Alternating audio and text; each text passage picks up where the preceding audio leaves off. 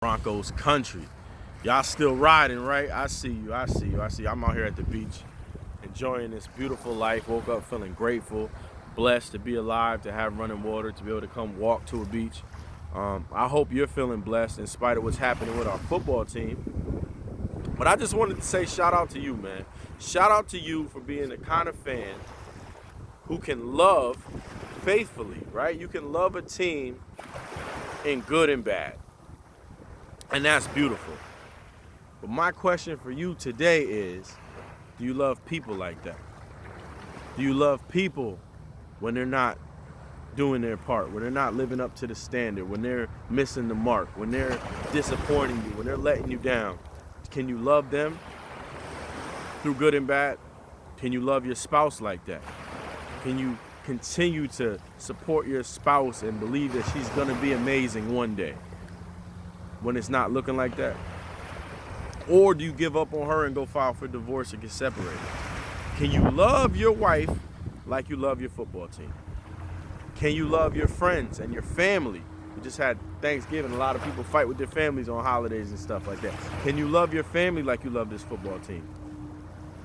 Do you love God like you love this football team? Can you love God in good seasons and bad seasons? I'm not asking you to answer me in the comments. I want you to just think about that, right? And if you're not, then ask God to help you do it.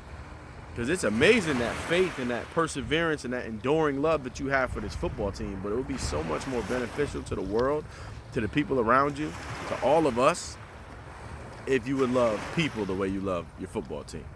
I remember thinking, like, there's no reason for me to make Broncos music. This is not that important. It's not that important for me to keep encouraging people to love their football team, to be the best fans they can possibly be. That's not really going to bless their life, and that's true. But I love making football music. I love football. And I do love this football team, kind of like I love my family, right? And I felt like God was telling me I can use you in that space to spread love, to spread messages like this, to be the light that you are now, regardless of how the football team is doing. And I thought about this season this morning and how bad it is. Because when I found out we're getting Russell Wilson like you, I thought, man, we going crazy. We about to win championship after championship after championship. Book the flight right now. We going to Arizona, right? I said it in the song, we back now. But that's not what's happening. Quite the opposite. And I'm asking God, like, God, why is this season going like this? Are we cursed? Is it my fault? Am I not supposed to be here? Are you trying to tell me to give up on this thing? Are you, like, is it really like, what's up? And it's like, well, first of all, Russell Wilson not the only quarterback that loves God, that loves Jesus, right? Derek Carr loves Jesus too. Most people do. And also, seasons where we have those angels in the outfield or angels in the end zone type miracles happen like we had with Tebow, that's good. You go, wow, look at that. Tebow loves God and God is blessing him. And I truly believe that season, God had his hand on Tebow, just like he was doing in those movies, Angels in the Outfield and Angels in the End Zone. He didn't help him get a championship, but he helped him.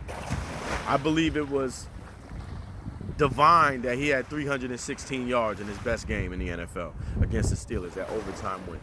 I thought it was so clear that he was getting heavenly assistance, and after every game he could go, to God be the glory. And that's beautiful, but that's what they call spiritual milk. That goes down smooth like milk and honey, but it doesn't do much to grow you. It might sow a seed and make you open to the idea that maybe there is a God, and that's good because you got to start there.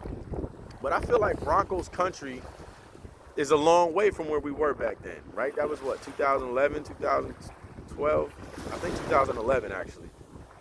But now we got a quarterback that loves Jesus that's losing. And I feel like we have an opportunity to learn more, right? I heard Russell Wilson reciting my favorite scriptures in a press conference about football.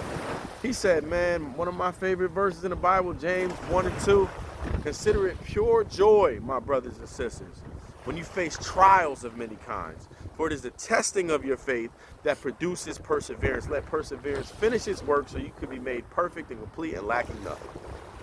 That's powerful. That's really powerful. I feel like Bronco fans are faithful fans, and your faith in the Broncos is being tested.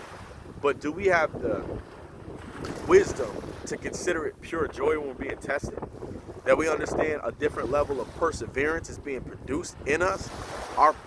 our enduring spirit that's being developed. Like, yo, if I could keep loving this team when they suck, I'm really a lover of this team. I'm learning a different level of love. And there's a real opportunity for us to learn how to endure and how to love faithfully when seasons like this happen, right? But like I said, it's not really gonna do nothing for your life if it stops at word, I know how to love the Broncos through good times and bad times. The blessing comes when you go, oh man, if I can love them, a football team who never has dinner with me, who never cooks me a meal, who's never gonna call me and encourage me and check up on me and make sure I don't kill myself in times when I'm down. If I can love them in good seasons and bad seasons, maybe there is hope for me and my wife. Maybe I can love her in good seasons and bad seasons. Maybe I can love God in good seasons and bad seasons. Maybe I can love my mom or forgive that person or, continue to believe that they're going to be good one day like I do with the Broncos. Maybe I can love myself in good seasons and bad seasons. Love God, all your heart, all your soul, all your mind, and love your neighbor as yourself. We first got to learn to love ourselves. Some of us don't love ourselves when we're not doing well, when we're not providing well as men, right? As husbands and fathers. We're not being good stewards of money, or we made mistakes, or we betrayed our spouses, or we let people down. We stop loving ourselves and we stop loving others. We hold ourselves to such a standard where there is no grace. There's no forgiveness. There's no okay, you made a mistake. You live in a fallen world. Get back on track. Grab a hold of Jesus and let him help you work that thing out.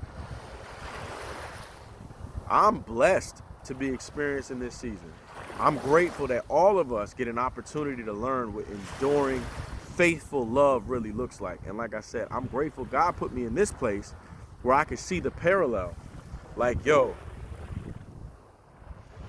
love is love.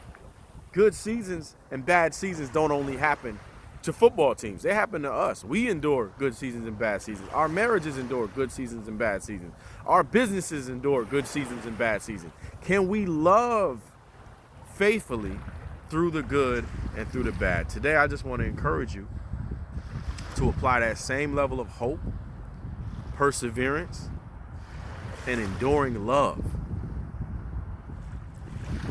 to everything else in your life. Love people the way you love the Broncos. Believe in people like you believe in the Broncos. Keep the faith in people, in God, in yourself, in your neighbors, in your spouses, in your co-workers, in your team. Keep that faith in them like you keep the faith in the Broncos, and you will be blessed. You will prosper even as your soul prospers. God bless you. Go Broncos. Keep repping. Peace.